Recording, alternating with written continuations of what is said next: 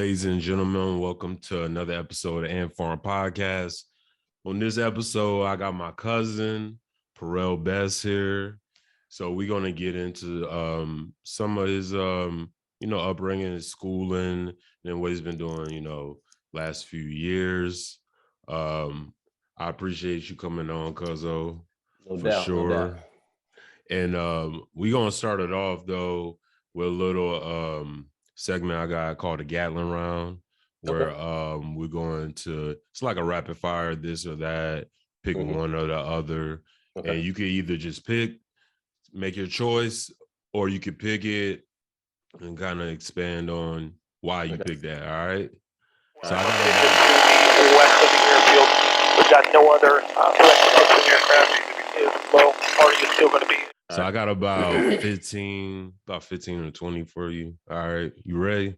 I'm ready. Let's rock and All roll. right. Some of these I think I already know the answer to, but we're going to get to it. All right. Lincolnton or East Lincoln? Lincolnton all day. All right. Track or basketball? Track. All right. City living or country living? Ooh, man.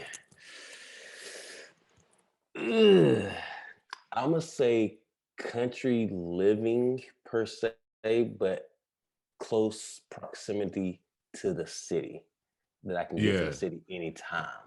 That's what I always say too, man. You could put me anywhere out in the sticks as long as I can.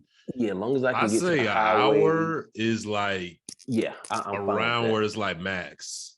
Yeah, ish, because where I live at now is on the outskirts of the city. And so it takes me about 30 to 35 minutes to get uptown. That's actually kind of perfect. So that's a good segue, plus finances and taxes and things. So give me the country any day. For sure. Yeah. All right. Charlotte or Raleigh? Funny thing, prior to living in Charlotte, I wanted to live in Raleigh. But hindsight, I'm glad that we're in Charlotte with all the growth. Nothing against Raleigh, but Raleigh still has a lot of backward ways to it to a certain degree. If and I'm sure you know what I mean, because you lived up there and grew up there and now seeing it. But Raleigh still has a lot of growth to go. But I'll give me Charlotte. For sure. Me too. It's an easy one for me. HBCU, HBCU or PWI? I went to a PWI, but I would have went to a HBCU had they focused on cross country. Track was a given, but cross country, most of the schools, their focus was, most of the guys are basketball players or something like that that's running cross country, and so they were able to give those guys that money. And so I wouldn't have had a team that really pushed me per se. And so I could have went out there and been the best, but would I really been pushed? Gotcha. That makes sense. Yeah.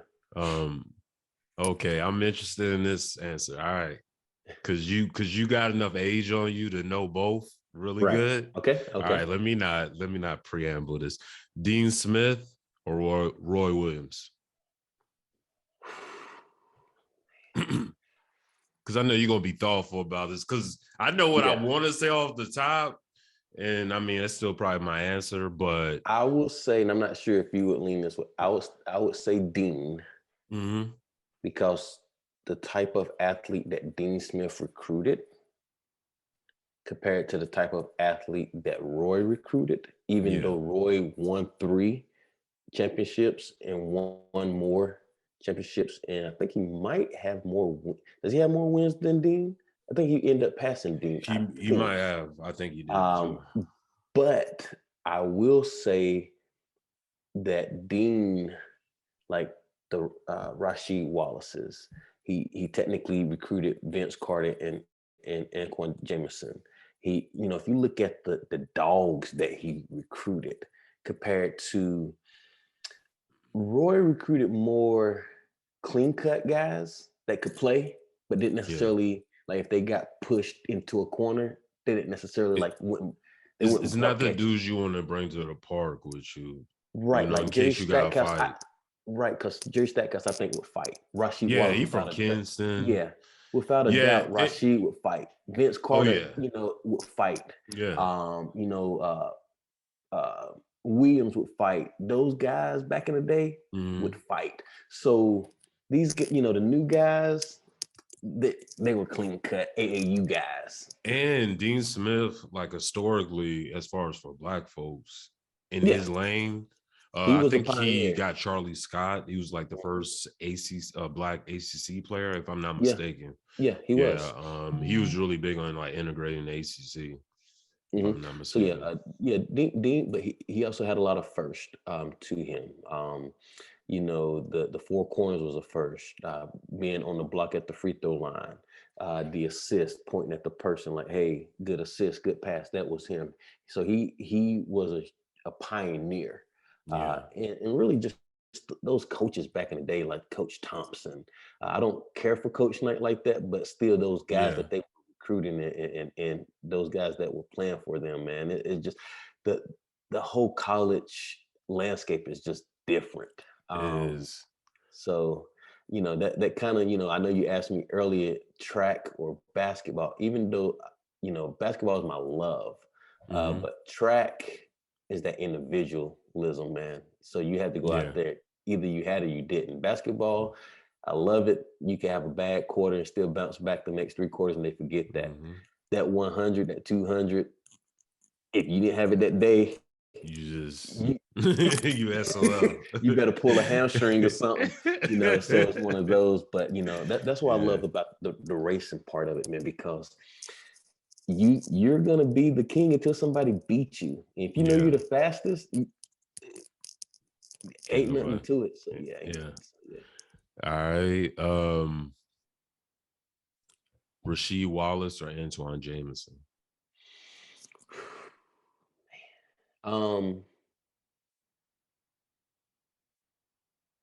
Rasheed, because as a 5'9" guy that has a lot of heart, I always talk a lot of junk. I mean, I try to back it up as best as possible. And Antoine Jameson, great player, loved him. He wasn't going to talk a lot of junk. Rasheed backed it up no matter what. He's going to talk a lot of junk. I think people always give Kevin Garnett that trash talking type of, but if you go back and look at Rasheed was a guy, he was undersized but still always wasn't going to back down, and he was going to be there. He was that guy that not only could play, but he knows the game too, and he's actually excelling as a coach. So I hope that he gets the opportunity to coach at a high level too. I know he's doing well at the high school level, and I think he might have got put on at the college level. I know I read something, but I'm not sure if it actually came to fruition. But give me Sheed. Yeah, I definitely would take him. Love that dude. I actually think not to people really watch basketball during that time, but probably to the casual fan, I think he kind of gets forgotten when they talk about like great power forwards and stuff. Oh, absolutely. Yeah.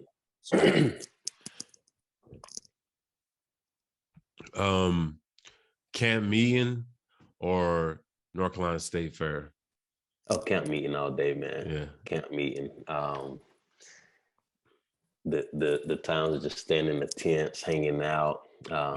Really no curfew. Summer, the tail end of summer, all the great food, the great music. The back in the day before they changed the rules, where people were coming with all the bikes, the flashy cars. I mean, it's just the memories, man. Just all the grandparents coming and hanging out. All the kids coming back that might have been from, moved out of town, but coming home for those 2 weeks, especially Big Sunday, where every tent had food and you just hop into each tent and eating until you couldn't eat no more. The little girl crushes you had, you take them back to the back of behind the tent just a little bit. So definitely campground. Yeah. I mean, you basically just explained it. But I was going to say, because you could probably explain it better than how I explained it, because you kind of live way more time down there, and definitely spend more cammings down there. What would you explain that to someone from the outside that's not really from that area? The way that I would explain it would be that you're able to have revival on top of having a great time and meeting individuals, and it's pretty much like a black camping event per se. So if you put blackness on camping, that's what it would be. And it's like connected to the church you go to, and stuff like that. Too, so it's connected to the multiple churches. It's under the United Methodist denomination, and so you have 5 sister churches that pretty much are all in the East Lincoln, Denver quarter, and they all come together, and they have different trustees, and our grandparents all were once trustees and owned those committees and things like that. But they would come and clean up the tents, and these are old shack. They look like shacks, so it kind of give you a true homage to what our forefathers and foremothers were living in when they were slaves.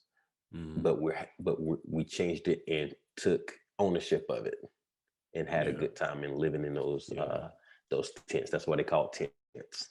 Yeah, because I showed Nikki, we rode by that on the way to Lincolnton. Yeah. And I was like, I wonder what that just look. That probably just looked like a bunch of just shacks to her. But like, it definitely was some memories as a kid. After I moved away, it kind of didn't feel the same because I wasn't really connected to everyone the same. But just that time, I definitely agree. Like, the times that did really matter to me, it was cool. No care in the world, man. You're able to get the cotton candies, you're able to get the snowballs, you're able to get all the different types of ice cream, the little poppers. Man, that's when we had the poppers, the cap guns, and that was so the little pretty much, so that was it. It's like the fair on top of a circus carnival, kind of all meshed together, because all the toys and the things that the kids would have, but then also all the great food that you would bring, from the burgers, the fish, the wings, the turkey legs, anything that you want food wise, you could go to the vendors and purchase it. But then on those Sundays, you're going to have a true home cooked meal within the tents, and just great family time. No issues, just a bunch of Black people coming together and having a unified time together. Yeah. All right. Hopefully I got this right. Windsor knot, tie, or a bow tie? Prior to 2010, I used to wear so there's 2 different knots with the Windsor. So you have a half Windsor and you have I knew you was about to school me, because I was trying to, I knew you rocked the bow tie, so I was like, I need to find something, you know what I'm saying? So you have a half Windsor and then you have a full Windsor. Okay. And it all depends on the spread of the shirt. Okay. So if you got a full spread or cutaway shirt, you would want to wear a full Windsor knot. But if you have just a spread, a half Windsor would look nice on it. But there's a 4 knot type that they call a 4 knot. There's a dimple knot that you can put in. There's all kind of different knots that you can have. I think I know what you mean by the full one, because I think that's when I think of Windsor, that's what I think of. So and that's the big full one. You see the big, and sometimes the guy might have only this kind of short. That's the full Windsor. But there's ways that you can get around that. You can get a longer necktie, and normally the longer neckties are made for individuals that kind of have a pot belly, so it can hang over. But the trick is get those and tie in a full Windsor. That way you can get away with having enough length in the necktie. There's always tricks around it. But I haven't worn a necktie in 12 years. The only time I wore a necktie was last September at a wedding that I was in, and I had to wear that necktie. Okay. But give me You mean bow ties? So Okay. I have probably over 200 plus bow ties, and I go to different sites. The Tie Bar, Vermont Ties. There's a spot up in Vermont that I order from, and then there's a guy by the name of Michael Lamont that makes some African American guy out of New Jersey, and he makes handmade bow ties, suspenders, but we call them braces because they're actually buttoned. They're not the clip-on suspenders, and then pocket squares, pocket rounds that he and we have auctions on them. He does them about every once a week. He does different auctions, and it's one of a kind. So won't nobody else get that different type of bow tie. You can get a necktie similar to it, but you won't get that bow tie. So some of the bow ties you see out that I wear, won't nobody else have it. Okay. Yeah. I might have to hit you up because I'm really. I had some suits, but they're too big. But then somebody was like, "Well, you can get them tailored and taken down." You know, your daughter. She says something is on some chef. You gotta love her, man. 3-year-old. Yeah, She runs the house. Oh, Well, I mean, that can be as a man that has 2 daughters is about to be grown women. Well, young grown women. So. But yeah, let me know. So you say you have some suits that you need to get cut down? Oh yeah, and I've been saying for years like I want to start wearing suits, and I was like, well, I don't really have many places to go with them, but man, I'm gonna just start wearing them just to man. So the trick is, so sometimes when you and Nikki are going out, man, get you some nice all white or all black or all brown, like the casual sneaker shoe that you see people wear.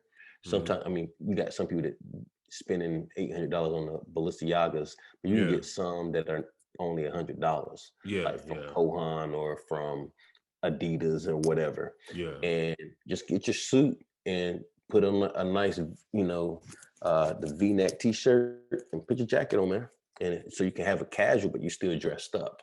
So if you go into a nice spot in Jacksonville, if you like jazz, if you go into a jazz spot down there, that's where I always go to. I'm like, we gonna find everywhere I'm at. I'm like, we're gonna find a jazz spot. Because I think the last time I wore a suit and it wasn't for like church up here in or Charlotte. funeral, it was a jazz spot. And you know what? It might have been in Charlotte, but no one was there because Clifford, he put me onto a jazz spot, and me and someone else, I was dealing with at the time went, but it was like nobody there, literally nobody there, man. Was it called? Was it Middle C Jazz? I don't remember. No, it was because this was like shoot. Yeah, it wouldn't have been open the time. This was like maybe like 5 years ago now. Yeah, it wouldn't have been open at that time. Like I'm sure it was a dope spot, but it's just like that night that we decided to go, it was nobody there. It was like maybe like a handful of people. Yeah. It looked like a place that could hold a lot of people, and it was a nice little spot. Was it kind of like it was? Did it like it was like in the basement? Or was it over in the music I feel factory? like it did, because it definitely had like a little like performance area and everything, but then it had like booths and stuff from what I remember. But it was a minute ago. I can't remember. Multiple places, but anywho, what you need to do is find you a nice seamstress down in Jacksonville. Because I like wearing suits now. Like, actually, I mean, it's kind of crazy the circumstance, but my grandfather's funeral, I had got a new suit. And I actually like wore it the whole day because I was like, yo, I kind of like this shit, and then from there I was like, and it was, it fit right. And once it was like more when I was a kid, I hated being in a suit, Well, that's because I never rocked. We were getting them inexpensive cardboard suits, so. My grandma still got some of my suits and stuff, man. It's ridiculous, man. Man, our grandmothers, they never threw anything away, so I can only imagine. Because I'm sure even some of the bedrooms probably still the same.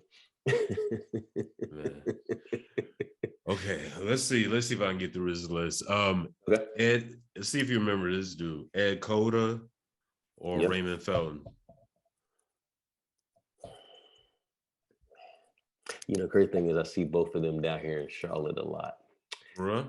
Yeah. Man, what's Ed Cota doing?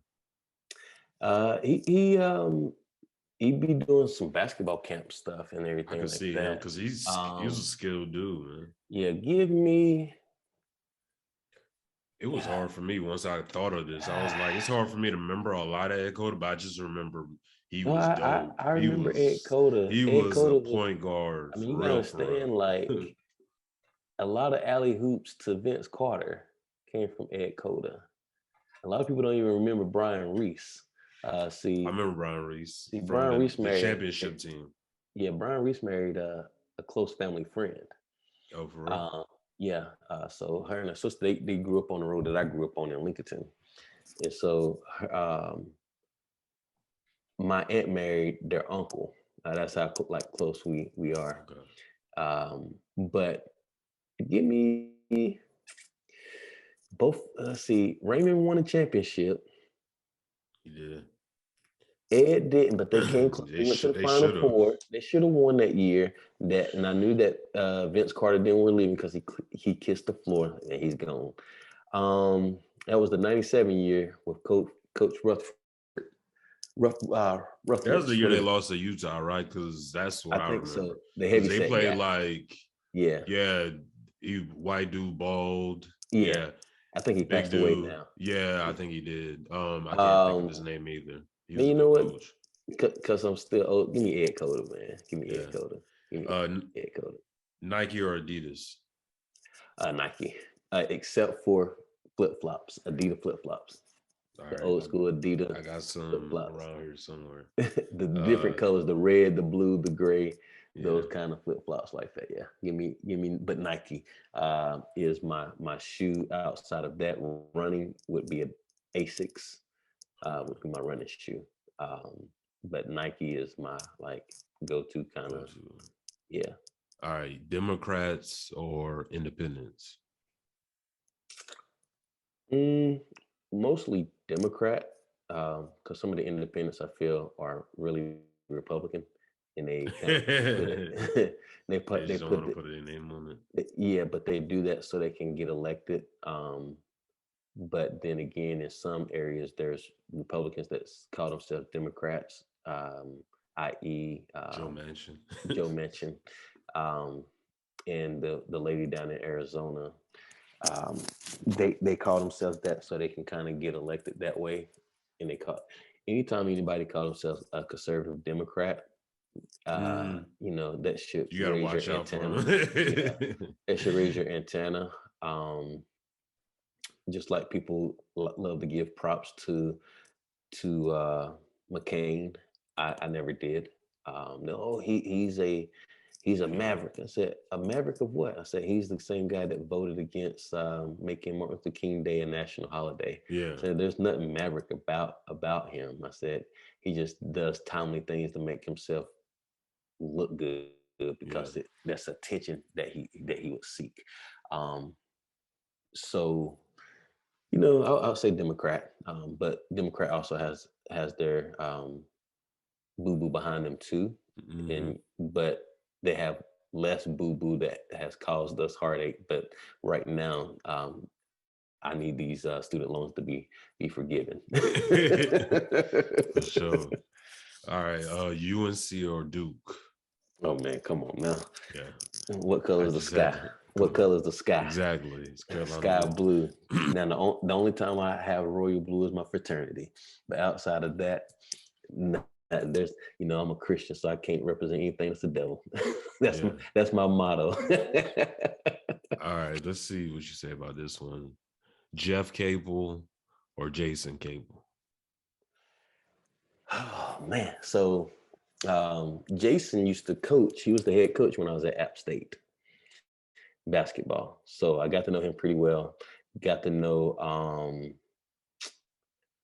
he was the point guard for NC State. Black guy. Smith Jr.? No, I'm back in the 90s. Oh, in the 90s. Okay. He was the assistant head coach up at App State. And let's leave him and so I got to know their families very well. Got to, Capel's wife, and then got to meet their dad. before he passed away, and he was up there at App State all the time. And then, of course, Jeff would come up there a lot. I gained more respect, even though Jeff was a Duke, grad and all that. I gained more respect for him because he was, man, these down to earth guys, and you talking about guys that's been around a bunch of money, making a bunch of money, and you wouldn't, just who they are. Random fact: a cousin of mine, their mom used to be their nanny. For real? Yeah. Back when they lived out east. Wait a minute, yeah, because I don't even know where Jeff, like, I kind of lost track of they grew up coaching like in the Fayetteville area. Okay. Yeah, and then I think Jeff was coaching Old Dominion. That's the last time so he went to Old Dominion, him. and then from Old Dominion he went to Oklahoma, and then from Oklahoma he came to Duke, and from Duke he's now at Pitt. And so his brother that's what. Okay. Yeah, so his brother now is assistant coach with Pitt too. That's the last time I looked him up was when he got the Pitt job. That's what it was. Okay. Yep. But down to earth guys, man. But because Jason is a Tar Heel, I go with Jason. And plus, I think Jason has like I think him and Danny Green have 2 posterized dunks on some Duke players. I feel like you may have to Google this, but I know Danny Green. Danny Green definitely does. But I feel like Capel had one too. I think he might have. I think he does. I only asked put that on there because I don't know what the numbers look like. Like, I didn't even bother looking them up to compare them. I just felt like in the moment, Jeff was more important to Duke. Yeah. And I thought maybe that would be the only way you would pick him. But Jeff, all 4 years were more important. Jason. He had that big ass shot against us too. His senior, that half court. Oh my gosh!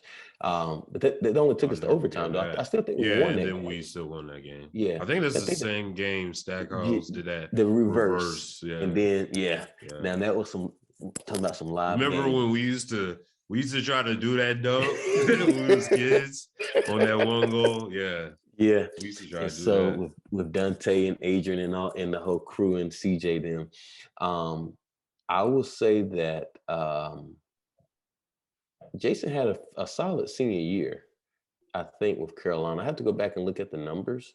But now Jeff was more pivotal to the Duke team because I want to say that he was a starting point guard from, I don't remember him ever coming off the bench. And if he did, it must have been his freshman year, probably. Right.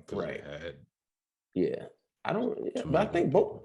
But see, Capel was coached by Daugherty, right? By who? By Matt Daugherty, however you say his name. Wasn't he on that team at one time with Matt? No, man. That whole time period, I don't even remember what years those was or who was there. I just feel bad for the players that was there with Daugherty because let me see. I think he was so many.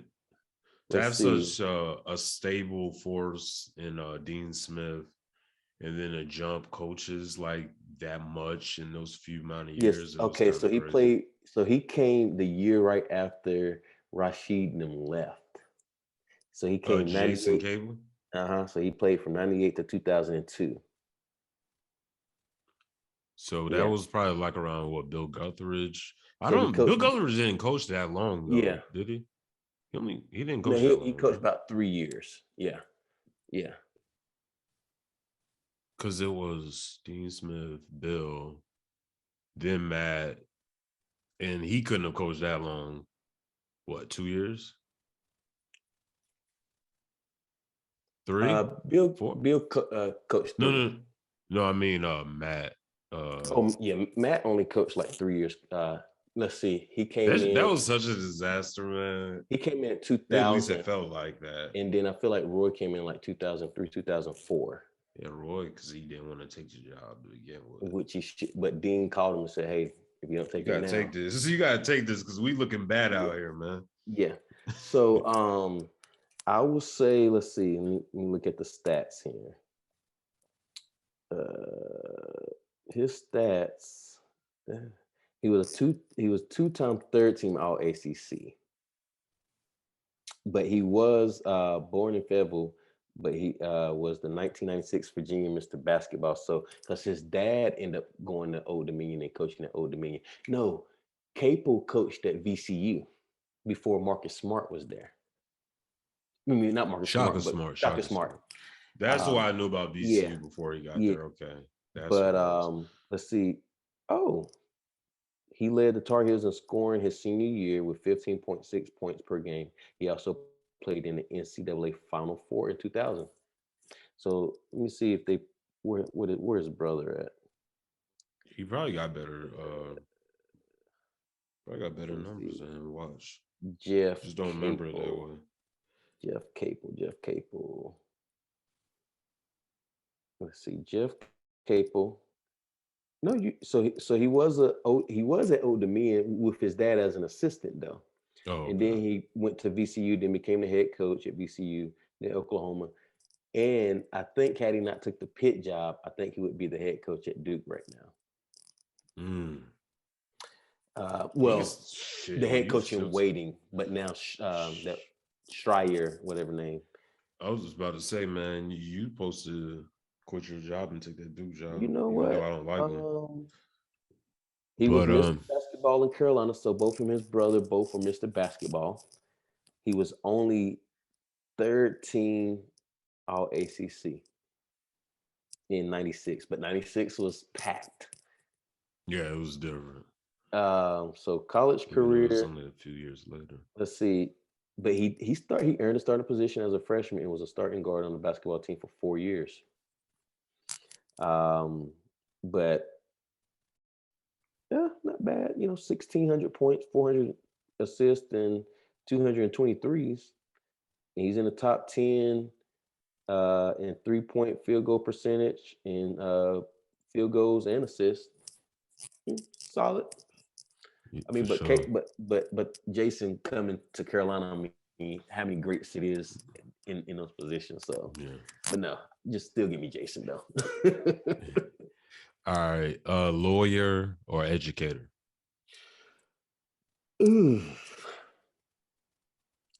I will merge both of them together and say educated lawyer. For sure. But I will say that I was an educator for 10 years, working in higher education, recruiting students to come to college. But I feel like within the legal side, you can always still do that. And I'm able to now have a bigger platform to be able to speak to young mentors. And nothing to knock education, but I think that yes, we do need more Black educators, but also we need the pay to increase. Mm-hmm. Number 2, we need more Black attorneys because there's only a total of 3% attorneys total, Black men and women.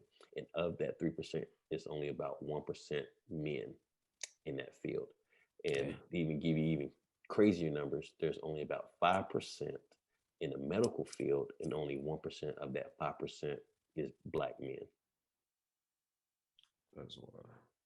So we have to do a better job at pushing them to get that and say, hey, it's okay to wait on your money. Mm-hmm. That the money's going to be there.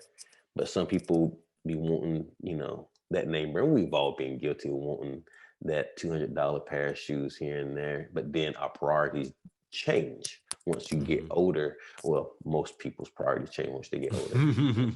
and I think that once you kind of realize that, one, and you might realize this, growing up, you're like, man, I got to go to Belk, get this polo. Yeah. Then I'm finding out my friends weren't going to Belk. They were going to Marshalls and TJ Maxx. But we up here, I'm up here spending $80, $90. Yeah. They spending back then $15, $20. And they getting 6 polos while I'm getting that one. They're like, man. But once you learn, then now, I'm on the game. But I would say the legal side, but then still merge the educator side with it to be able to educate the young men and women, Black men and For women. sure. Stackhouse or Vince Carter? Gosh, man. Yeah. And you got one more after this. I will say because Vince Carter's ex-wife lived here, and their daughter said they'd be at the gym, and she's married to Bakari Sellers, who's on CNN as a contributor. I did not know that.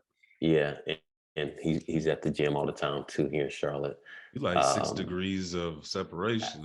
Yeah, and a lot of people don't realize he. Let's see, Vince Carter is only 6'6". He's taller than Vince Carter. He's 6'8". Who is Bakari Sellers? He's taller than he's 6'8". Oh damn. Yeah. Cool guy, very smart, intelligent guy. He has a great story behind him too. But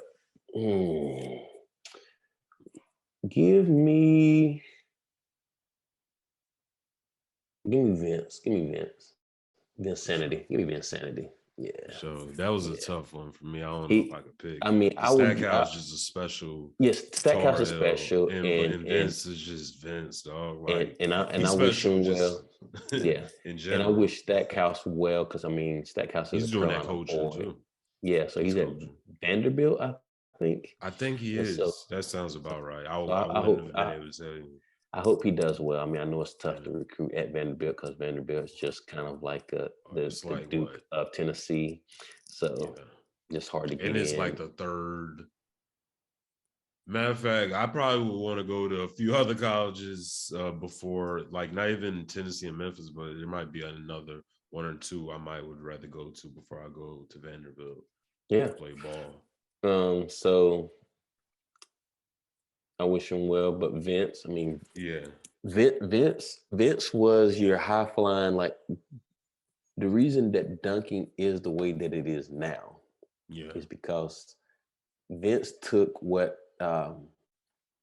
Dominique Wilkins was doing and took it to a whole nother degree. Mm-hmm. I mean, just some of the that's actually, not only did he have the best probably dunk performance ever, but that was probably the best competition ever. But it was the biggest blowout at the same time. If that makes any sense, because you got to realize that everyone else that was in that contest with him, they were amazing, and they would have been Vince Carter in any other contests against other people. Oh, like because it was like I think it was Francis. It was I think didn't T-Mac. I had to go back and look, but I just remember like it was a lot of Francis. Steve Francis is like our height. Yeah, and he was like people nasty. Don't realize he had mad hops. I mean, almost like Ja Morant. I knew Morant could get up, but Morant can get up. I'm sure you saw that block that he had just recently on Russell. Where he that was crazy. That at that point you got to tap your head like, Coach, take me out. At that point, but then again, the Vince not only showed you I can dunk, but then he evolved his game and started shooting. Was a decent mid-range and could shoot some threes too. So I mean, for him to have that length of a career, 20 he couldn't 20 just years. Be all about hops, you know what I mean? So you definitely can't take that from him.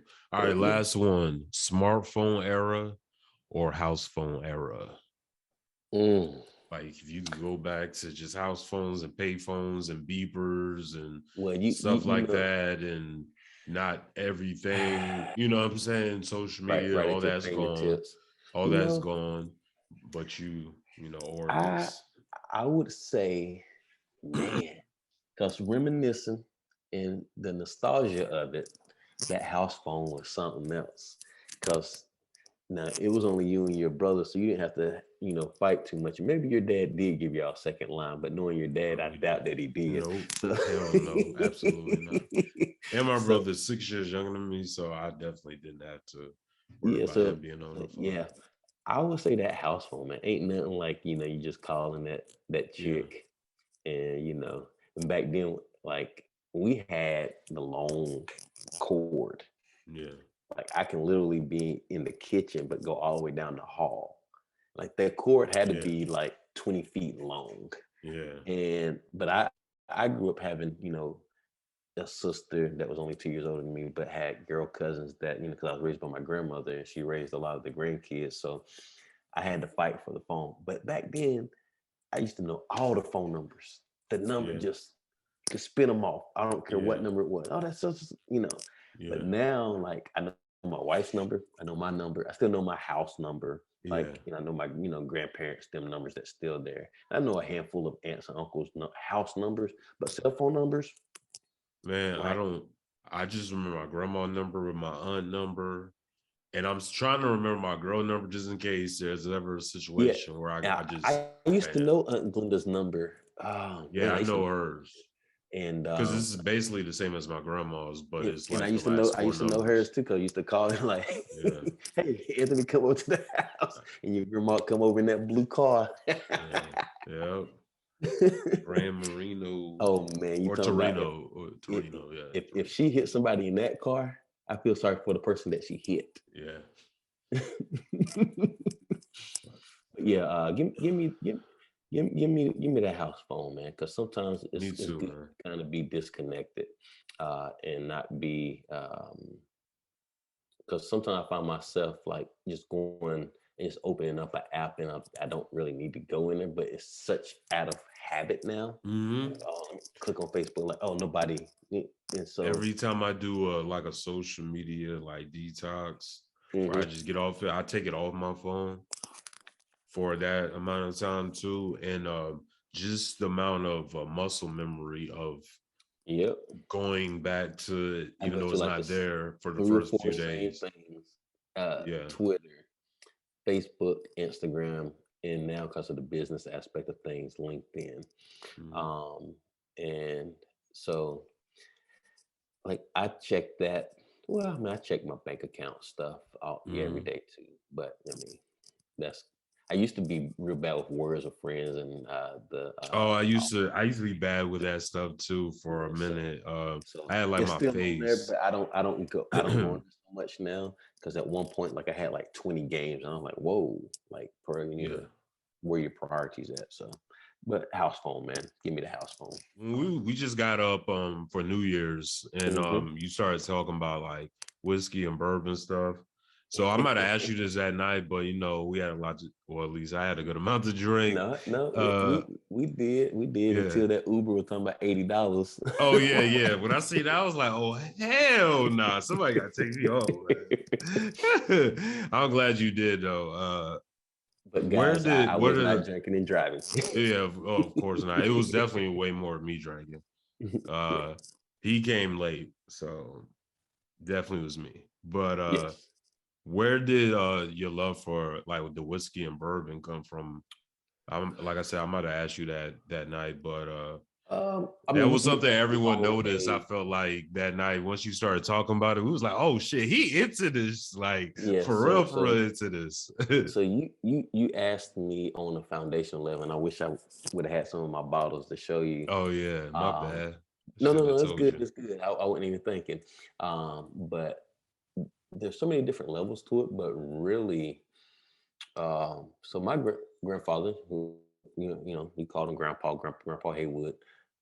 He was a whiskey guy, but he was a Canadian whiskey. So he used to drink the old school. He literally just said Canadian whiskey Yeah. and had the man on the bottle, and that's what he drunk. And so I didn't really start drinking until like I literally turned 21. Hmm. And so my drink of choice initially used to be vodka.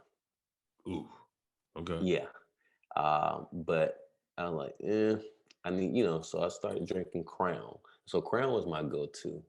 And then as I got older, I started, oh, let me try these different bourbons and stuff. And then when I found out about 3 or 4 years ago, I was buying bourbon, but didn't necessarily really know the in and outs until I really got into some of the bourbon tastings. And then we started talking about, the bourbon tastings, and then I went to a couple of wine tastings. So I started getting more intrigued about, like, man, I can really taste this. Like when they start giving me the breakdown, like, And like, yeah, if you taste this, this is where it's from.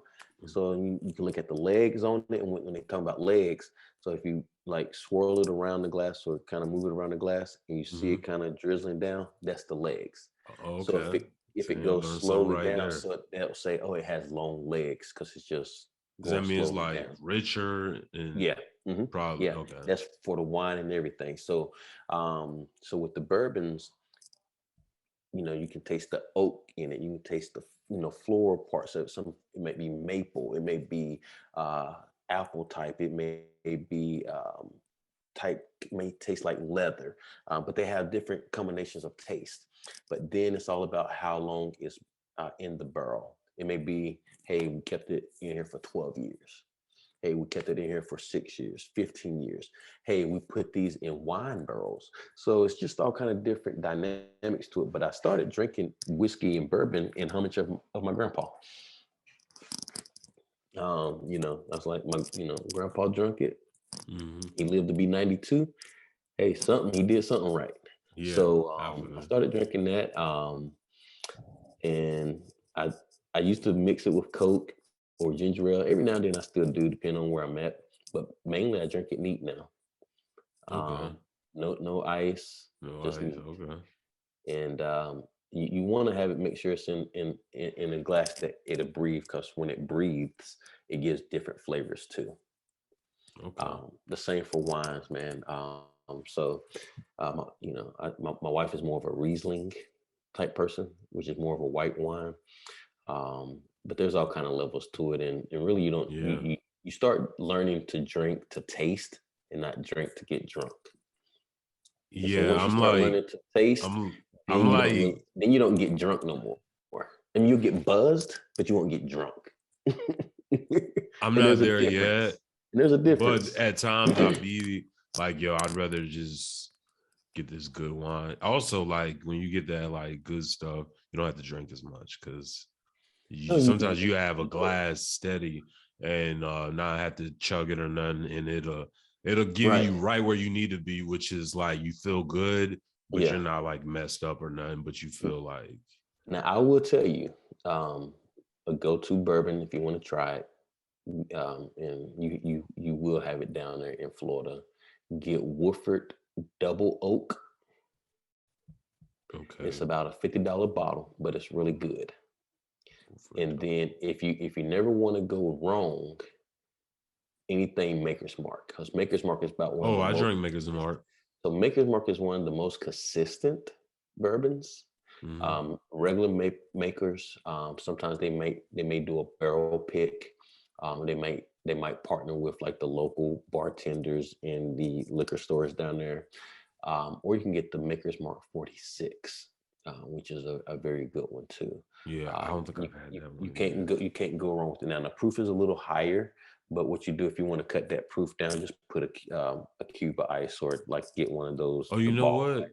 I think that's what the first one I had, because I got put on the Maker's Mark by I was dating this chick in Tennessee, and we was at her friend's house, this guy, and dude must have some money, whatever. But he had this dope ass, like, I'll never forget. Some reason I remember this, but he had this dope like ice maker, and like it had these cubes. I don't know, man. It was just I never seen a cube like this. But like he had one of those one. Maker. What do you have? Because I'm ignorant. I'm still poor right now. No, you good. So you can go to any store, or you can order them off of Amazon, or sometimes even go to some of the. I don't know if you remember Stein Mart. They used to have those different things. Yeah, I remember that. But it's a silicone thing that you can freeze. Put the water. My girl got those. I know you're talking. No, but this came out the fridge like that. No. You can freeze it. And they do have some makers, but I doubt that he had it. I'm pretty sure. He probably made it in the freezer. Yeah, it was so long ago, I don't remember. But I just remember because I know what you're talking about, because my girl got those, and I actually hate those because she has those in there, and I'm over here like trying to get it out, and it's not even for like that purpose. You know what I mean? It's for So I have some, but I also have they're already have to put no water. You just put them in the freezer. And they're called like whiskey cubes. Yeah. and then literally, and you just wash them See, and then freeze them. if I was using it for that reason, it'd be cool. I'd be just trying to get like ice for my water, you know what I'm saying, for my big water bottle. And them things be like, so difficult. But yeah, that's how I got into the because he gave me some and he had like, I'm sure it was a cool glass too and everything. I just remember like those ice cubes. I was like, yo, this ice cube, like it's not like regular ice cubes I'm used to. It didn't melt. Like it's the same way. It just kept it nice how it's supposed to be or whatever. And it's actually when I started drinking stuff like a lot more neat or just with like, you know, if I could get a big cube or something like that. I would say like the level of complexity to bourbon is just like the level of complexity to like you I don't know how you're a sneakerhead to a certain degree, right? I was, yeah. Oh, you was. Yeah. So back when you really was into it, you know the intricacies of the Jordans. Like I was like, oh, then the patent leather, you know, these are the whatever. They're like, oh no, these are Space Jam. Yeah, for sure. You know, so people, you know, break it down so you would know what they are. Like I know the foundation of Jordans, but I've never really been into all the Jordans. Like some people can break them all down and they can give them, and then they break down the Travis Scott's, you know, Air Max, and they break down the 95 Air Max to the 97 Air Maxes, and this is that. And so it's really to that level. So like what people can do for sneakers, I can do to dress shoes, suits, socks, and things like that when it comes to dressing up. Yeah. And I can do it for bourbons. I can do it for, you know, those things, but I couldn't do it for Jordans. I couldn't do it for, you know, I like Air Max, but I couldn't break down what the Air, you know. Dude, I'd be forgetting what years or which, so I know I can't. My cousin, she has had every Air Max, and now she's the Air Max head, to galore. She has every Air Max, never missed any release as long as I can remember. Never. So I wanted to get into since I had asked you about, you know, track and stuff like that.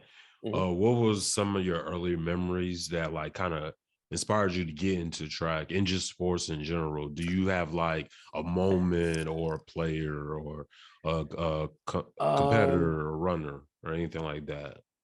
You know, crazy. A lot of people think me like a man. I mean, you know, like Carlos was, you know, always fast, but you know, FloJo, some of the women track stars, Joyner and all of them.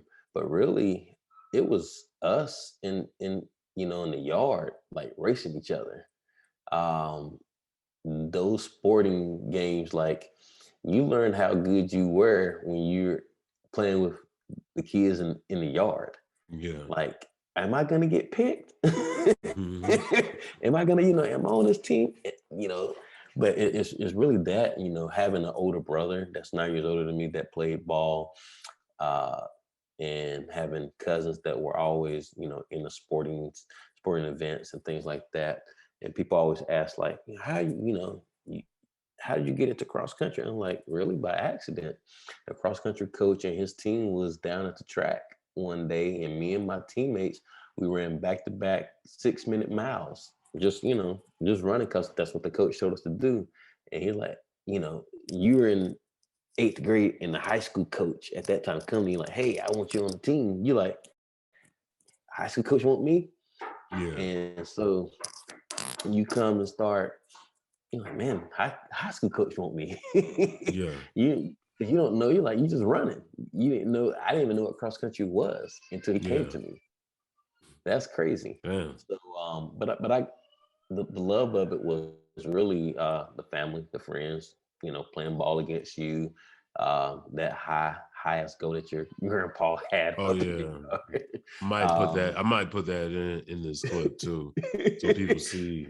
Yeah, I definitely had to show Nikki. I was like, you see this ball right here? Yeah. So your shot had to be wet, or you had to be really good with that backboard. To miss it, so, you got to hit the backboard, miss the bar in order to bank it in the right way. And so really being able to shoot a jump shot really was because of the goals that we had to shoot on. Yeah. Yeah. Because if you were able to make a shot on the goals that we grew up on, you make a or shot if you once you got shoot into the gym. or if you shooting from down below from a hill. Like if you I'm sorry to sound like this old dude, but if you ain't never played like that, dog, man, you ain't really played. Like you ain't really had to get it like where you had to dribble on grass. That's why I had to tell her, yo, you gotta make sure first of all the grass gotta be cut. All right. Yeah. It gotta be cut in order to be able to do that. So then you gotta be able, your handle gotta be strong enough. I guess you gotta have some good strong forearms. You know what I'm saying? You know, and the roots at my grandma's house. Cause over there it was like red dirt and like roots and like random roots. So that was all about the dribbling and not tripping. So once you got to a regular court, or an asphalt court, you're like, man, what is this? It's easy. I know we sound like the dudes that was like, yo, I used to play in my socks, or you know what I'm saying, whatever. But this is like no adding extra stuff onto it. This is real. This is not putting fluff to it. We can bring 10 more people to back this story up. Yeah, for sure. And so, I can take you and take photos of where we used to play. Yep. So you got in the track by accident. Did you get a scholarship for college? Is that why you ended up in it's Lenoir Rhyne? Yeah. Okay, I just want to make sure I pronounce that right. Got the rep the school. And I noticed that. So I ended up looking them up a little bit when we started talking about you coming on. And I wanted to know some more stuff about it just from your perspective. So kind of give you a quick please, because I know you're going to school me. So I was a top 5 runner for all classifications from 1A, 2A, 3A, 4A high schools. Okay. And a lot of schools were recruiting me from the private schools like Lenoir Rhyne, Queens, St. Andrews, Mount Olive, Montreat, Mars Hill, Wingate. Any private school, because there's 36 private schools here in North Carolina, 16 state schools. But I was being recruited by East Carolina, Appalachian State, UNC Charlotte.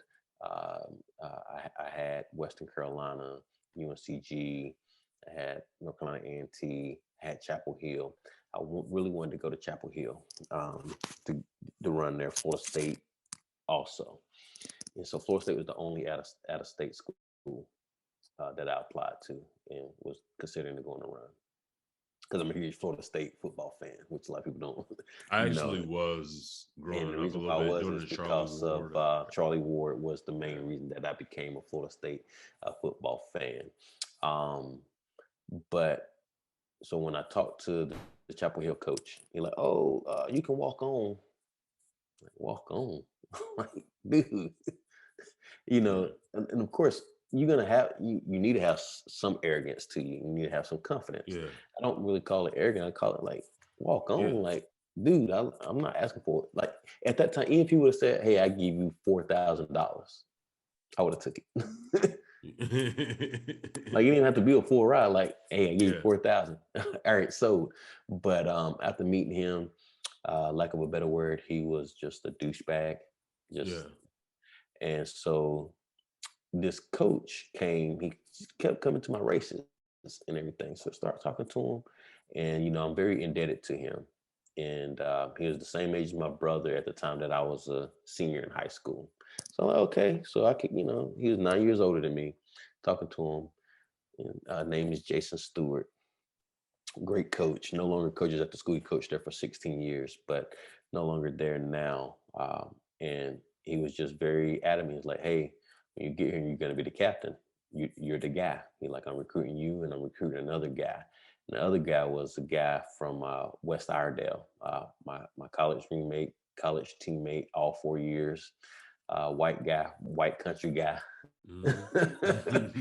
And but still one of my closest friends. I hooked him and his wife up. Oh yeah. So me and his wife went on a date. And I'm like, nah, this ain't it. And we were like, oh, but we're still gonna be cool. I said, I got the perfect guy for you. Yeah. And that's cool, man, because a lot of people would just like be like, well, I can't rock with it, so whatever. But that's actually cool. I'm not that type, man. So it's just sometimes stuff don't click. But yeah, it's clicked like, on a friendship kind of level. Yeah, we're like, man, we're like this, but it's just not. You know how it is as a man and as a woman. But so he recruited me, and we both came in, and really went from there. So my freshman year, I stayed. Actually, I was injured. I had 2 Achilles injuries, and I had IT band issues in both my knees, to a point where I used to have to walk around with my Achilles taped up even while I wasn't running. Like I couldn't push off of them. And then I couldn't even bend my knee. So I used to have to get a lot of rehab and things, but still was running through it all. And there used to be a lady by the name of Sue, and she was one of the athletic trainers, her and a guy named Flick, who's still at the school. And, they got me right. I was able to finish the end of the year strong. My freshman year wasn't really the best that I was hoping for, but my sophomore year, ended up making all conference, all region, went to the national championship, back again, junior year, the same. And then senior year, I got honorable mention, but we should have went, but missed out, barely going to the nationals for 3 years in a row. But I'm indebted to him. I'm very thankful that I end up going. I think I would have been successful anywhere just because of the hard work and who my grandparents were and what they instilled in me. But luckily, because he recruited me, indirectly helped me meet my wife. Okay, now break that down. So please break it. Yes, so indirectly, had I not went to Lenoir Rhyne, and I know that God always has his purpose. You're always going to find, but had I not went to Lenoir Rhyne, and after graduating, started working there, and started recruiting, and being in Atlanta recruiting, that's where I met her at. So I wouldn't have been in Atlanta had I been somewhere else, or had I went directly to law school, or had I went, So I don't know if I would have been a missions rep or counselor had I went to another school. Yeah. Because I feel you on that, man. Because all decisions would, make, one thing like changes a whole lot of things, right. So who you end up meeting and stuff. Yeah, for sure. So, I'm forever indebted. I helped, bring track back, and it's now a scholarship sport there now. So we now have a state-of-the-art track there. Working on. That's why I'm hoping that I can definitely get enough money financially where I can then donate and build the press box for the track or something. I want to do something. Cool, I want to have that finance where I can kind of give back there. Fortunate enough, I'm now on the board of trustees there at the school, and having that ability to have an impact. I'm a track official, so I'm able to go back and give back and work the track meets there, or work the track meets anywhere, but to go back and be able to give my time where so much was invested in me. That's dope, man. So being on the board there, on the alumni board, and then I'm also on the sports council as well. So my fingerprints are over on a lot of things. So I'm privy to a lot of information that a lot of people are not privy to. And really what I tell any Black athlete, Black student is, sometimes you're always asking like, what did it do for me? Sometimes it's not really, you got to look at it from a different perspective. Because LR didn't I got hired by the school, but I still had an interview for the job. Yeah. And so the school is not there to put you in a job. Now they can help you go to the career center. Hey, these are some leads, but you have to look at was your 4 years that bad? If they were that bad, why didn't you transfer? Yeah. So I look at it that way. So for what they provided me, from the memories, hanging out, and I know, going to talk about it probably, like joining my fraternity. I was the first Black student body president there. A lot of people don't know I was the first Black cross country runner there. Okay. Yeah. Hey man, talk your shit. I know you ain't gonna say it, but talk your shit, man. Come on, man. Let's go. I was a very integral part. So giving back, man, and really a lot of people don't know this. So one of the young girls, she's now been recognized as one of the top young attorneys here in North Carolina. She's a Latina. She's from Mount Airy area up there in Wilkes, right above Wilkesboro, kind of where Andy Griffiths is from, and she was undocumented. Oh yeah, and so we couldn't give her federal money. We could only give her scholarship money that was directly from the school. She was valedictorian of her school. And so I was recruiting her hard. And so she ran cross country, but she, wasn't like talented, but still solid enough. So I went to my coach. Well, first, I knew that she would get the Lomberger Scholarship from LR, which is the largest scholarship, which pays for all your tuition. But still, you still had room and board. So I went to my coach and like, Coach, do you have even like 1,000, 2,000 that you can give this young girl? Like, I know she's not going to be like a huge impact runner, but is there anything? He's like, because of you, I can give her 1,500. I said, hey, cool. So I went to her parents. I said, what would we have to do to, for you guys to feel comfortable to get her here? And they said that if we can get it down to $5,000, that everything will be, okay. And so we got it down there. She went down, and the rest is history, man. Yeah. She ended up marrying the love of her life at the school. For real? I recruited her there and was able to get her to the school. And so, sorry about that. It's all good. But I'll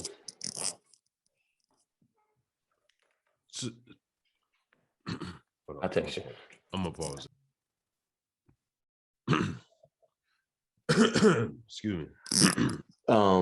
So that's one of the students that I had an impact on. But if you look at the number of students I had over 10 years that I recruited, that I took a chance on, I'm talking about students, not only just Black students, but I'm talking about students that their parents don't even like Black people.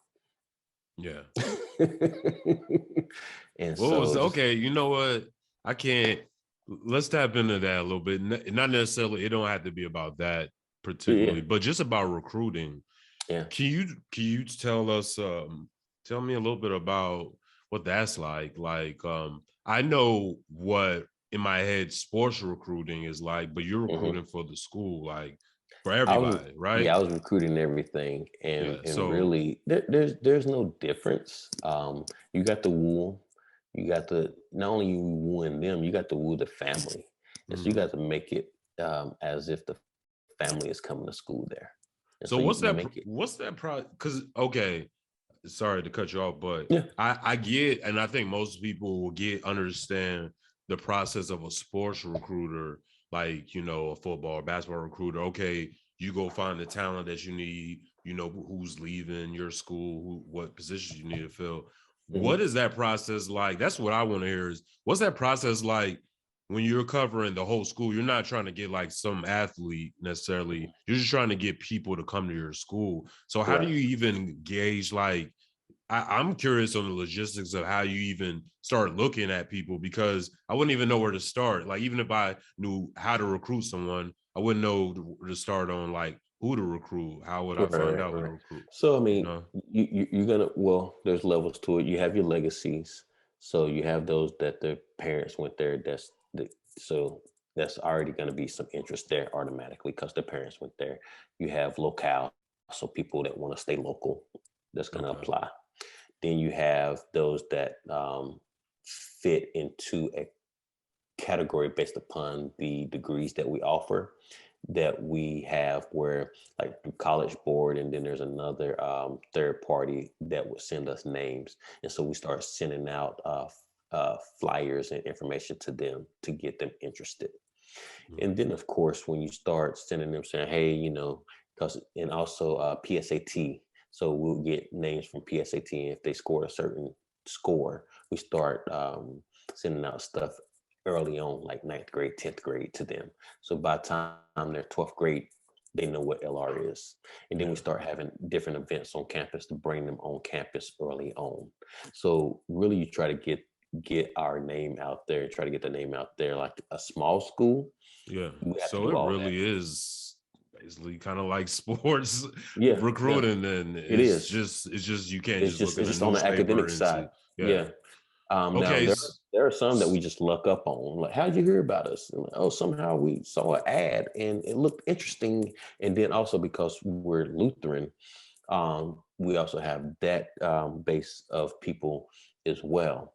I definitely wanted to talk about that. So yeah, when I was researching it, that's one of the things I found out. So I had some questions. Okay, I saw that it was a religious school, and I only know, like, it's only really came up where I think about like Notre Dame, or I think Baylor is a religious school.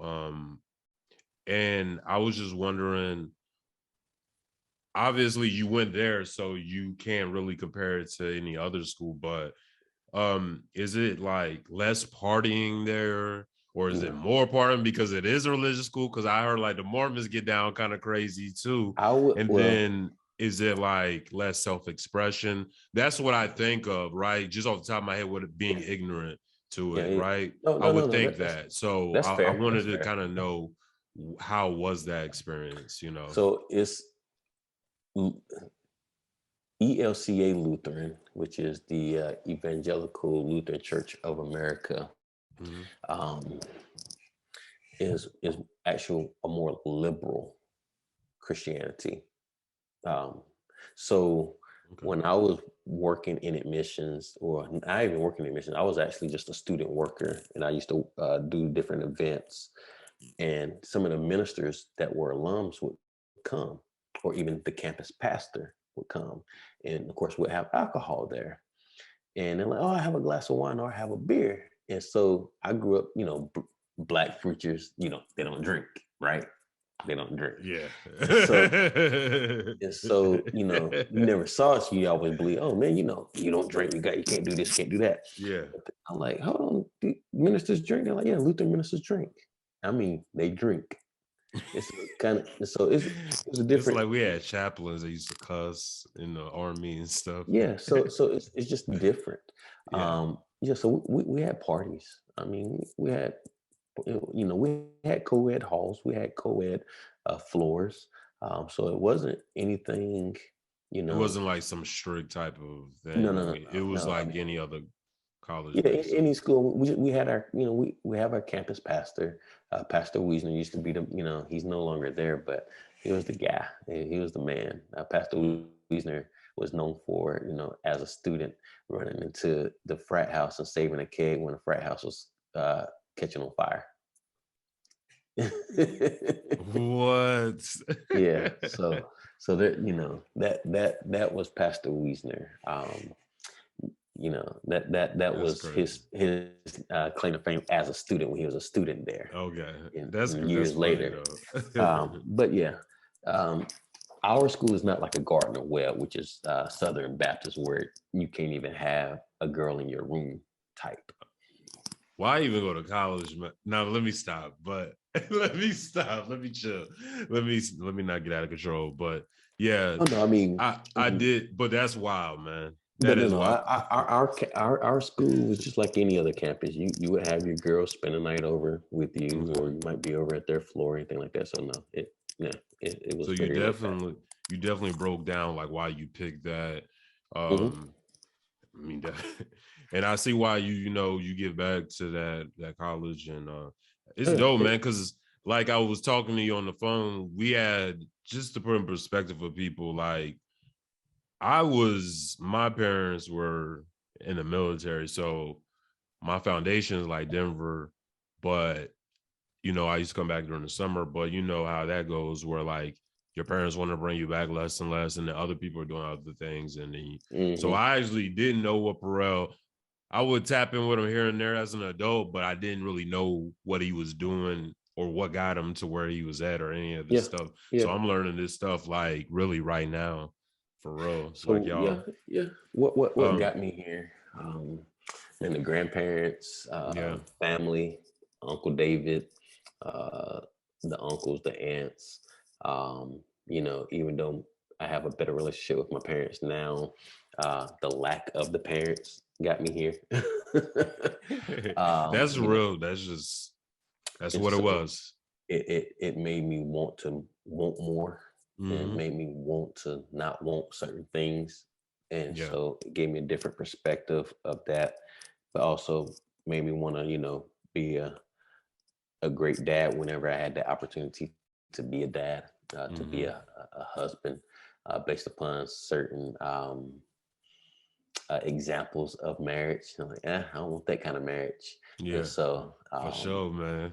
Yeah. So, I don't listen to a lot of the old school men about relationship, advice, because like, nah, you might still be married, but your relationship ain't. It ain't. Yeah. Just be. Yeah.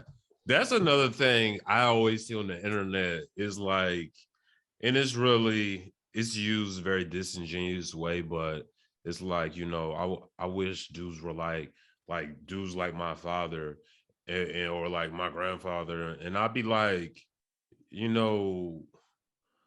like that was like the age of like you had a whole family like 2 blocks down and around the corner, like or across the street. people just didn't get divorced, dog. Like that's really what it was. They just didn't believe in it. Like everyone knew that you had like a whole nother family, or you had even your woman knew that you had a whole like another setup. Sometimes both of the women would go to the same church. So I mean, like when people say that, honestly, I see a lot of the old stuff in the old way of thinking. Because even now, when I hear an older man talking about certain stuff, you be like, "Yo, I can't even listen. That's why I can't even listen to that." Curse is now, though. That's why you have these family curses too, though. I'm a firm believer. That's why you have these issues within the families. That's why you have a lot of. That's why certain people don't like individuals until you really hear until somebody died, and you find out like, oh, that's why y'all don't get along, because really that woman had kids by your dad, and these are really your siblings. Oh, that's why we can't date this person. You never, oh, you don't need to date that person. But in actuality, that person was your first cousin. Yeah. So that should be wild too. What else we got? Okay. I wanted to get into fraternities, right? Okay. So you're part of, I just want to make sure I'm getting this right, because I know y'all serious about your fraternities and stuff. Phi Beta Sigma? Fraternity Incorporated. Fraternity Incorporated. Yeah. I want to make sure I get that right, because y'all be jumping on people's heads about your fraternities. All right. So I went to a college that's not really a traditional type of college. We don't have dorms. We don't have, not really, fraternities or whatever.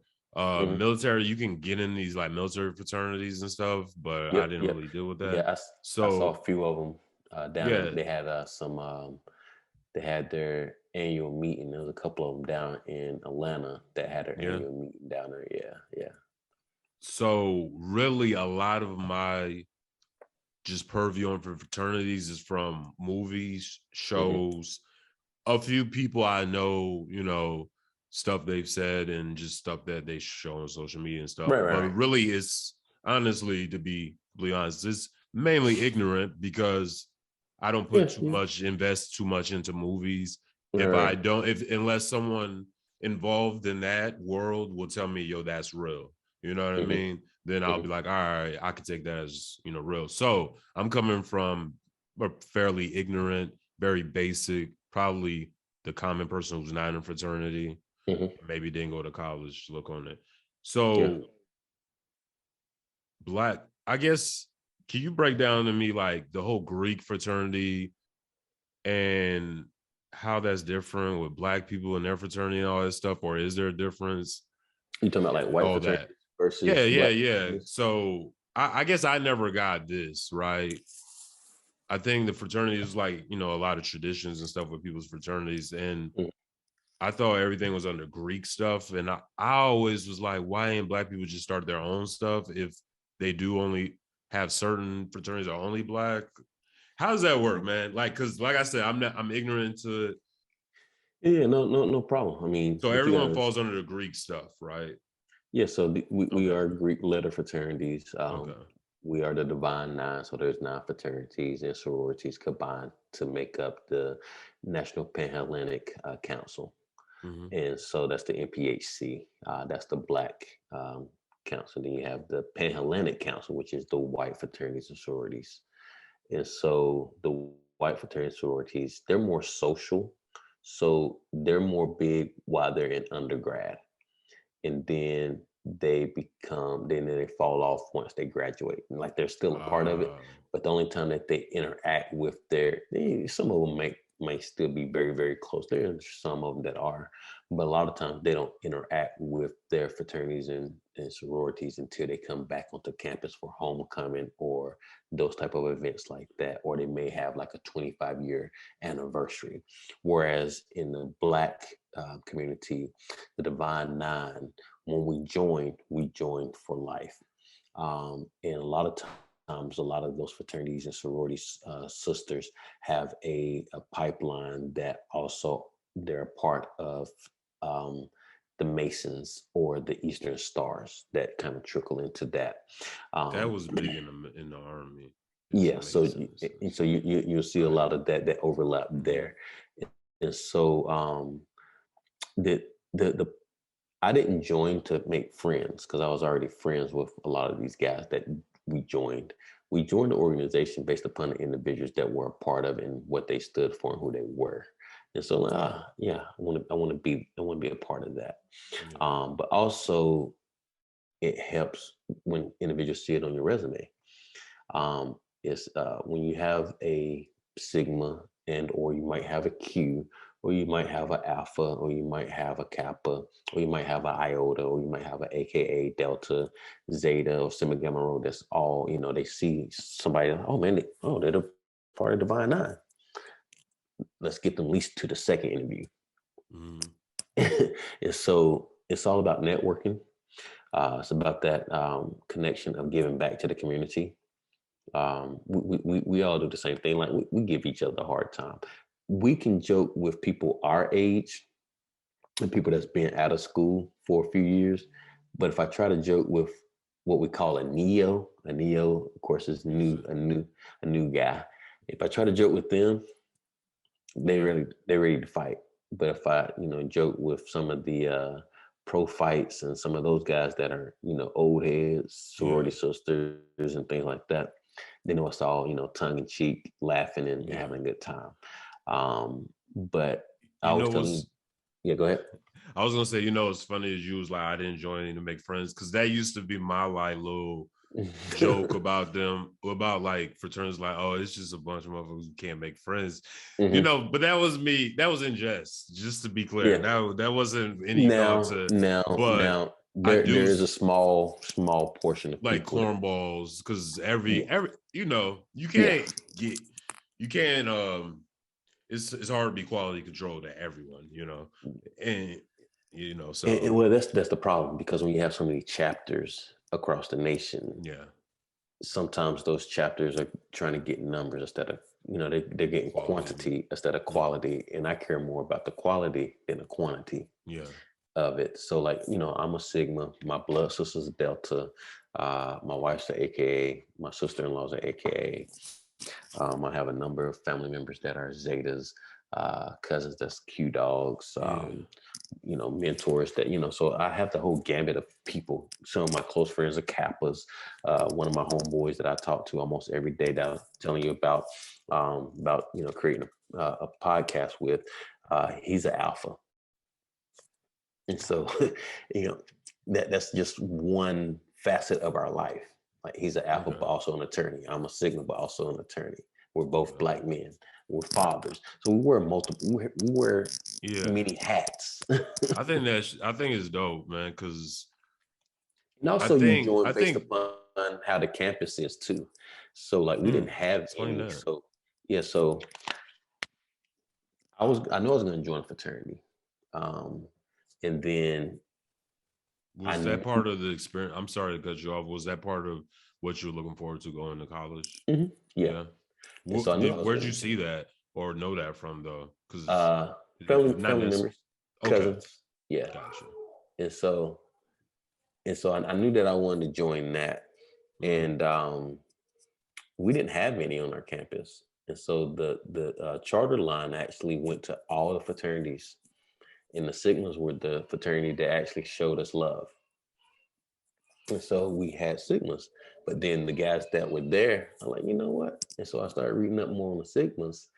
I'm like, this is a great fraternity, and the founders and the people that was a part of it, and John Lewis and all those individuals like that. Hosea, who was big pioneer of civil rights and community service down in Atlanta. But then start looking at other people that was part of it, Emmett Smith, Jerry Rice, and people like, oh man, okay, Hines Ward. And I'm like, man, we got some great guys here. So that kind of ignited me. I'm like, you know what? And plus, kind of, you have a lot of people that was kind of like within the church thing, and of course, still being a Christian, like, this is a right fit. And it was my favorite color, so couldn't go wrong. When you explain, what is it called again? Divine Nine. Divine Nine. When you explain that definitely it clarified my questions on like why Black people do this, and the whole Greek thing. Because I was definitely like, okay, are they doing the same fraternities but just a Black version of these white people? But it seems like it's different. We're all off on our own thing. All right, so I rock with it. And I, after I matured and I started seeing some of the stuff that fraternities do, and how you just said how y'all differentiate from there, because it seems like just a school thing for them as opposed to more of a community. It's kind of a connection still to a community, you know what I'm saying? Even while y'all might be in different places. So we still have alumni chapters, and we still have our meetings, and we still have our that's dope. Our regional meetings. We still have our national meetings and things like that. So it's completely night and day. Okay, cool. Yeah. I remember, I don't remember what fraternity was, but my battle buddy in basic training, he was telling me his pledging was worse than basic training. That's what he was telling me. Yeah, my pledging was long. And I assume that the pledging now is nothing like the pledging then, just like basic training now is nothing like basic training. There's guys in basic training that can't even do a push-up, but you can't yell at them. So yeah. So the pledging is. What's your thoughts on hazing? Like, not even just with fraternities, but just in general. Like, is there a certain amount of hazing that is kind of okay, or would you not call it hazing if it is something that's like? Because I know in the military, there's everything is now the word hazing now is so it's kind of polluted a little bit. So it's really hard to really, because that's hazing. Let's say, is there something wrong with, if you're at the lower level of an organization, having to pay your dues by possibly doing stuff you don't want to do, like grunt work? Because I would say more of an old school Army guy. Because the NBA still does it. Yeah, they make them carry the bat. See, like it's nothing like detrimental to the person. Yeah. See, I'm not into the I'm going to emasculate or humiliate you necessarily. Right. Because punishment or extra work shouldn't be humiliation. So I feel like that's there's a line to everything. You know what I mean? There's levels. So like a lot of things now have been lumped into hazing, but now I can't really go into the because I know, because I don't want you to say nothing that's going to make anybody take right. But what I will say is that, like, when it comes to the physical part of something, no, I'm not for that. when it comes to, humiliating somebody. No, I'm not for that. But if you really doing like things to really sharpen your mind, then yes, because that's making you think. If you're doing something to show bond and loyalty to the brother or the sister, yes, I'm for that. But beating somebody down, putting that person in the middle of the ocean, or whatever, no. Yeah. But there has to be some type of brotherhood that you're willing to, like, I'm just like military. I'm willing to die for this guy, even though I probably don't like this guy. But yeah, there's a lot of that. Why do you, if you had to speculate, do you think most people join the fraternities for the same reason as you did? Yeah, most of them do, because you have a lot of them that are legacy. There's more legacies than you think. But also, just some of them join just for the simple reason, why do people go to certain colleges? Yeah, because of marketing and what they feel, and familiar with it. The reason why AKAs and Deltas are more popular sometimes is because it's out there more, and you have a lot more people. Better marketing. Better marketing. It's really about the marketing and consistency of what they do, and things like that. So yeah, it's all about marketing. So you went to law school, correct? Okay, what law school did you go to? I went to Charlotte School of Law here in Charlotte. Okay. And I was kind of curious on how tough law school is, and how long is that? Is that another 4 years? 3 years. 3 years? Okay. And so I know the bar exam is tough. And all right, so how does the bar exam work? You have to take it, it's a different for every state, correct? Not every state. There's some states that have the uniform bar exam, so they literally have the same bar exam that you can then waive into those number of states. I'm not exactly so sure I think it's kind of like a concealed carry, where it's good. Usually, if you get it in one state, it's good in like damn near all the states except for a couple. Where it's like, so there's like about 20 states that have the uniform bar exam, and like Virginia is by itself. Louisiana by itself, Florida's by itself, California, they're by themselves. There's a few more states just by themselves, but it's a 2-day exam where you have on one day it's all essays, and then the next day it's all multiple choice, and so you have 6 essays, and then you have 2 kind of like life kind of I know what you mean. Kind of like process examples that you have to kind of work through, and then or scenarios. That's the word I want to look for. You have 2 scenarios that you have to go through, and then what they call MPTs, and then you have 200 multiple choice on the next day. Yeah. So you have the essays the first day. So on that so it's always on a Tuesday and a Wednesday that you have the exam.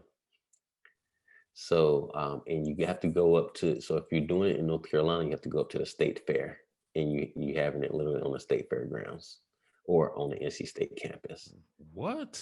Yeah, so there's a huge room. There's only one place to take that for the state of North Carolina. Yeah, so they have one exam is in July, and then one is in February. And it's only twice a year. So if you fail it in July, you have to wait until February to take it again. Yeah. I thought it was something you could just take whenever. No. But go ahead. What happens if, like, let's say I live in another state, but I want a lawyer from North. Hold on, how am I trying to say it? Let's say I do something in North Carolina, but I want a lawyer from another state to represent me. I can't. I basically can't. I got it, because you would have to take the bar exam. Not necessarily. It just depends on what type of crime or what type of situation it is. Some attorneys can get exempt or temporary ability to represent you. Okay. Some attorneys are already licensed in multiple states. Okay. But most likely, yeah, you would have to get an attorney within that state to represent you. Gotcha. But yeah, what Yeah, I know. I don't I've know been, nothing. what I've been asking for is for them to have it almost like the medical bar exam. Is once you pass, you can practice anywhere. That's how they should have it. I don't see like why would It's politics. It's I know politics. every state has different laws and all that But stuff or it's whatever, but it's politics. gotta be okay. It's Gotcha. politics because it's preventing. It's really one way to keep the number of attorneys down, and for certain attorneys then to make all the money. That's all it is. So once you graduated school, what were some of the jobs? So you had the recruiting job and you did that for how long? So I recruited for Lenoir Rhyne, which is a private school, and then I did Appalachian States for right under 10 years, so almost 10 years total. Okay. And then I did a career change, went to law school for 3 years, and then after that, um, I worked as a contractor for a legal firm called Concilio, and then I worked as a contractor for Ernst & Young EY, which is a accounting firm, before I came to Bank of America as a vice president of compliance and ops risk. Okay. Okay. Popular color. All right. I want to ask you about the 100 Black men of Greater Mm-hmm. Charlotte. Yeah, So, can you tell us a little bit about that? Because I seen you got that in your yeah. bio. I remember when you had posted about it. I wasn't familiar with it. So, for people who aren't, can you tell us about that? How you got chosen? Yeah, so you go through the process and they interview you, and really it's about giving time back to the community, and you have a mentor. So I have a mentor who's in the 10th grade right now.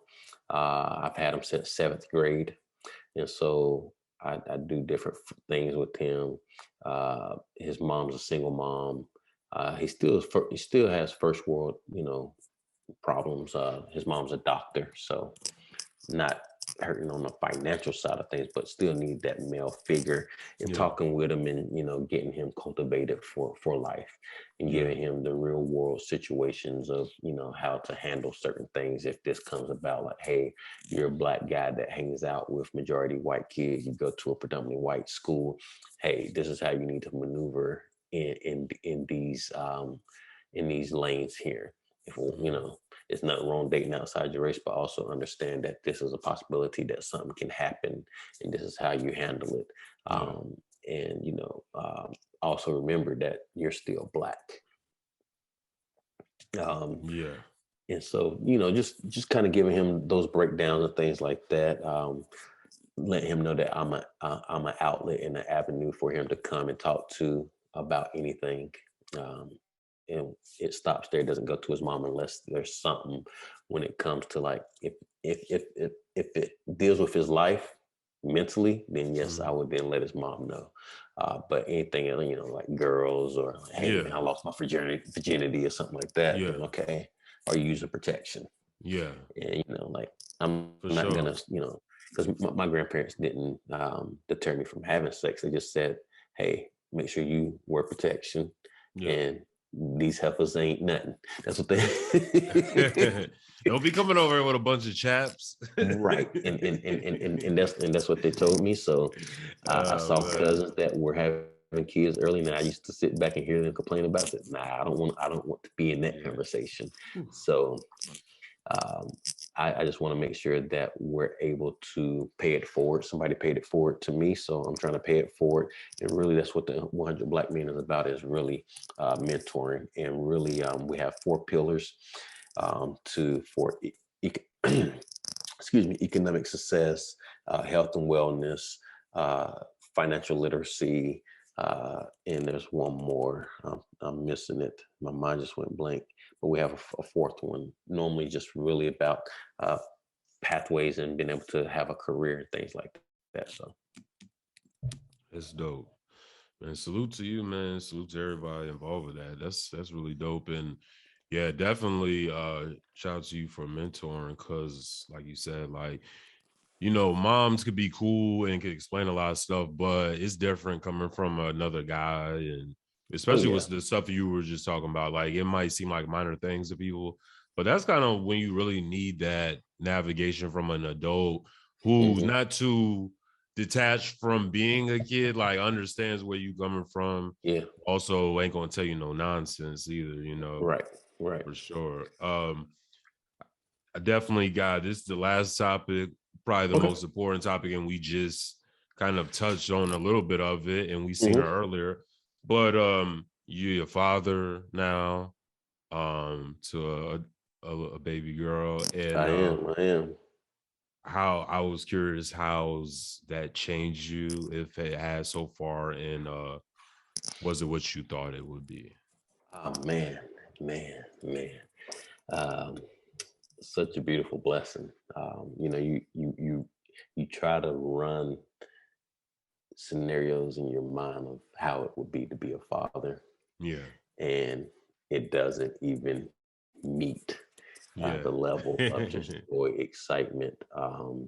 You know, you're a father of two beautiful Black girls, and you know our daughters are the least respected in this world. You know, they have two knocks on them already. They're Black, which is one of the biggest knocks, and they're a woman, which, you know, now we both are grown men. We have sexualized women before. Yes. Not, you know, not saying that it's right, but we're boys, and we grew up in the rape culture era. Yeah, for sure, man. You go back and listen and watch some stuff, you be like, with Uncle Luke, Too Short, some of the BET uncut videos, you know. So we saw it all. You know, the VHS tapes. Spice Channel. Right. So you know, sure. so now the perspective, once we grow up and really, for the most part, came through it unscathed without being accused of anything. Well, I know I didn't do anything wrong. Yeah, sure. You know, but still not being, you know, falsely accused of anything, not treating a person wrong in that sense.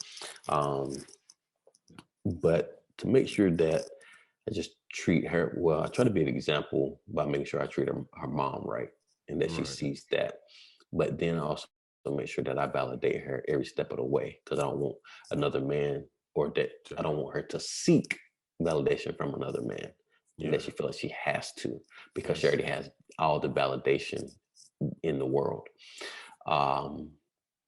Even for her to only be 3, I want to make sure that she understands that she's beautiful in her skin, that her hair is beautiful, that she doesn't have to do anything to her hair to be accepted, that she don't have to change her skin complexion, that her voice is her voice. If somebody say, well, you talk in a certain way, no, that's how you talk, and that's how we raise you to talk. So don't ever feel, because even as a Black guy, I used to have Black people like, oh, you talk white. I'm like, no, I only talk the way that I talk. I don't know any other way. But my daughter's, my oldest, she's had that before, with the whole, you know, I don't talk, I asked her, she told me, like, you know, they try to say, you know, I talk white or this and that. I was like, well, what's that mean? She was like, I guess I don't talk ratchet. She did this whole neck thing, and I was like, man, you know, that would happen when we was kids, and I don't even know what to say to that, other than, oh, so because you can actually form a complete sentence, and you know, and that you actually hit the vocabulary words. Hold a conversation. Like, so, we're not about to shame that. But you know, it's a beautiful thing. Like, you know, my wife actually delivered her herself. You know, we was on the way to the hospital. We didn't make it to the hospital. My wife in the backseat of the car, about 5 minutes from the hospital. So we have a forever bond with our daughter in a different way that a lot of parents don't have. She has really been the joy, and my wife would agree with this. The love for your child is a different love that you would never have for anybody else. Yeah. Like you can Yeah. love Nikki, and at one point in time you loved your ex-wife, and I'm sure you still love your ex-wife, but you're not in love with your ex. There's different levels of love. Like you don't wish no harm on her, so you still love her. But you know, you can hate somebody to a point where you're like, gosh, what was I thinking? Like, kick you in the, but you can still care for somebody, but not have any intimate feelings for somebody. Yeah. And I think a lot of people think like you love a woman, you want to, have sex with them. No, you don't. There's every woman that I know, I don't want to have sex with that woman. Yeah. and so, but with that though, I love my wife. Would die for my wife, but the It's love not for the my same. but the love for Because my daughter, and my wife would tell you the same thing. The love for Charlie, she would do certain things for my daughter that I know that she wouldn't do for me, and I'm not offended by it because I understand it. It's just like when I meet a woman, no different than like, Nikki or any other woman. I'm like, I just want you to know it probably will never come up, but if it's between you and my kids, it's always going to be my kids. Yeah. You know what I'm saying? And that would be the same if they were our kids. Mm-hmm. You know what I'm saying? And so I feel you on that. It's just when it comes to your kids, it's just like it's to me, I feel like that's when I first understood between my grandmother and having kids. That's when I understood like love, like Love and unconditional, sacrifice. like real love, where it's just like you could do whatever. You could do whatever. I would hate if you did something bad to a bunch of people, you still my but kid. I would still fucking love you. I'm sorry to cuss, but I would still freaking love you the same. Yeah. You know what I'm saying? And Like it's just something that's still your kid, and really it's hard to see people that have kids that don't have any remote connection with the kid. Yeah. I don't even It's hard to fathom. But having a daughter, man, a daughter changes a guy, or at least it should change a guy. To see things differently, because like I said, we all have sexualized women. We all have done this, twerk on this, but it's like, I'd rather you have a great conversation with me, and that great conversation and your vibe and your intellect is going to be more of a turn on than you being butt naked. Butt naked aspect is just an additional plus. When or if it ever gets that. But our conversation and just how you make me feel, and just like if you have words of adoration and words of affirmation, and just you trying to make me a better person, I'm trying to make you a better person. That's what really go find. If you're about your business, like you're about your numbers and you're about your finances, like, oh, okay, I can rock with you. But if you coming to me and talking about, oh, you need to buy XYZ for me to do this, then you can keep going, because I'm not there. My wallet shouldn't be a gate for you to come in to love me. You should be able to love me without money, but money should make things easier. That's all. For sure. But the love of who I am is like, you know what? I love his smile. Or I love the way he smells. Like that smell. He's the only one. Like 10 people can have that same cologne, but it hits different when it's on him or when it's on her. Like that's that kind of love that you should have. But a lot of people, their communication, man, is broken. Like you divorcing because of finances. Like, yeah, he wouldn't give me, but you divorce him? Or she wouldn't, but you divorce him? Like, what is your true conversation like? Oh, she didn't want to do this. She wasn't picking up her clothes. Y'all separating off of that? Like, come on. Like, there's bigger things than some of the divorces don't even make sense to me. Now, I get that some of them are valid, some, because there's all different complexes and different levels to it. But a lot of that stuff is bad foundation already. Like, Yeah. it was built on bad foundation. It's deeply rooted in, sometimes when you have, that's what, I know we had that brief conversation on last, was it Sunday or Monday when we hung out? I Can't think it remember what day it was. Monday. Monday, yeah. When I was talking, like 2-parent households always seem ideal. Yeah. But then, knowing that, like how you grew up, that sometimes 2-parent households like, man, Yeah. I'd rather, Yeah. like, yeah, there might have been some positive days, but then you look like out of 365 days, I might have had 30 good days. Yeah. You're like, man, that ain't helpful. Yeah. That ain't healthy. Yeah. Or like your days you yearn to be with your grandmother and your grandpa and hanging out with all of us compared to being in Raleigh, and those things like that. And it's always that what if, like, what if you did move down to Denver and was staying with your grandma during that time frame growing up? Who knows? Where would you have been, or that situation of being around Shelly and Glenda and Mika them? I think about that, especially when we talk about daughters and stuff. Childhood perspective of when you were a child. Also, like that, to me, that helps with being a parent, at least how I want a parent, which is looking at it from a kid's angle as well, as being the parent. But also like having a daughter, it does make you think like, okay, how's she gonna know, what love is, like you said, or like what the example of it is, what a relationship looks like, what she thinks of a relationship, because a lot of this stuff out here in pop culture is very artificial, you know what I mean? Stuff that Violence, they're sex, grasping onto, yeah. that's their example that If they're I gonna show go my to if they body, don't, you know what I'm saying? Or just like, oh, this person bought, this person is, they love them.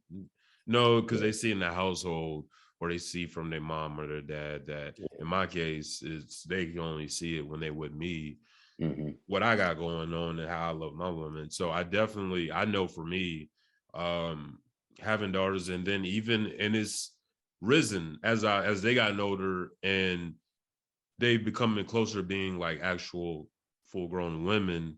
It makes me think more of how I treat women.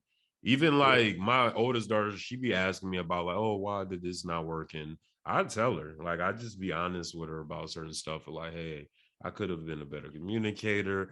I talk to her like she's an adult so that she can understand, like, hey, if you get with a dude, he got to respect you, talk to you right, treat you right, as well as, other things. But these are like the basic things, you know what I'm saying? Your dog. Oh, man. But she's hilarious. I appreciate you, cousin, coming on. Yes, sir. Yes, sir. Give me your time. I definitely learned a lot about you. And it's inspiring, the stuff you're doing. And honestly, I got a new perspective, even more info on fraternities. And definitely I'll keep my jokes to myself from now on. Salute to y'all. My frat brothers of Phi Beta Sigma Fraternity Incorporated. All right, shout them out. And also I learned a lot about your alma mater, man. And definitely sounds like a place I wouldn't mind sending my girls to. So shout out to them. You know, great school. Continuously growing. I'm trying to continuously make my footprint there and have my fingerprints on some things. Dope. So it's like I say, we always scream about having a seat at the table. But I always say, be careful of who you want at that table. Yeah. Because prime example, and before we close out, I know that I'm at the table, and I know that I care for our people, and I'm going to be an advocate for our people. But prime example, like a Clarence Thomas or Condoleezza Rice, or any of those people, or Candace Owens. They may look like us, but do you really want them at the table? Yeah, speaking for you. Especially, we have to be careful. Be careful who we say, oh, we need to have a seat at the table. Yes, we do. We need to write. Yeah, because also with that, with a lot of companies, what they do with diversity hires and stuff is they'll hire a Black person, but it'll be a Black person from the same background as them. You feel me? And that's not the same. And that's kind of the problem we have with politics and stuff like that too. Is it's not people of the people. It's just rich folks that can throw money at stuff. And we can talk about that too when it comes to who they hire and how they hire them, and that whole conversation, even with diversity, because when people hear about diversity is very subjective to some people. To some people, diversity is the elderly and the handicapped. Yeah. See, and definitely when I'm talking about let's get more diversity. When we talk about diversity, we're talking about us. Yeah, absolutely. You know what? Let me stop there because we'll be talking all night. I'm gonna bring you back on one day. We're gonna have some pinpoint topics. Yes, you know what I'm saying? And we're gonna talk later about the politics stuff. The politic podcast stuff for sure. I appreciate you coming on. Much love to you. And it was good seeing you. And next time, priority, go see your crib. Yes, Finally meet your family. Yes, sir. And much love to you. You too, man. And we out, man. All right, love you. All right, love you.